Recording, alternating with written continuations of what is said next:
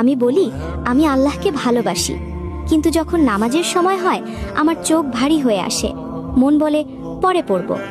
আমি বলি আল্লাহ আমার সব কিছু, কিন্তু দুনিয়ার কাজ, দুনিয়ার মানুষ, দুনিয়ার লাভ সব কিছুর জন্য সময় আছে, শুধু আল্লাহর জন্য সময় হয় না।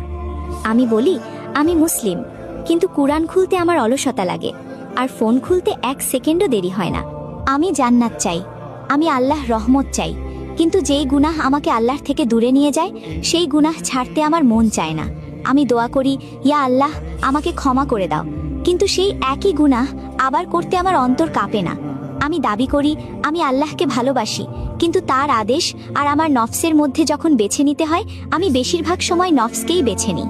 যদি সত্যি আল্লাহর প্রতি ভালোবাসা থাকতো তাহলে নামাজ বোঝা লাগতো না, কোরআন বিরক্ত লাগতো না, আর গুনাহ করে শান্তি লাগতো না। কারণ ভালোবাসা শুধু মুখের কথা না, ভালোবাসা ত্যাগ চায়, ভালোবাসা আনুগত্য চায়, ভালোবাসা প্রমাণ চায়। যে আল্লাহকে সত্যিই ভালোবাসে সে আল্লাহর অবাধ্য হয়ে কখনোই শান্ত থাকতে পারে না। আজ নিজেকে একবার প্রশ্ন করো, আমি কি সত্যিই আল্লাহকে ভালোবাসি, নাকি শুধু মুসলিম পরিচয়টা ভালোবাসি?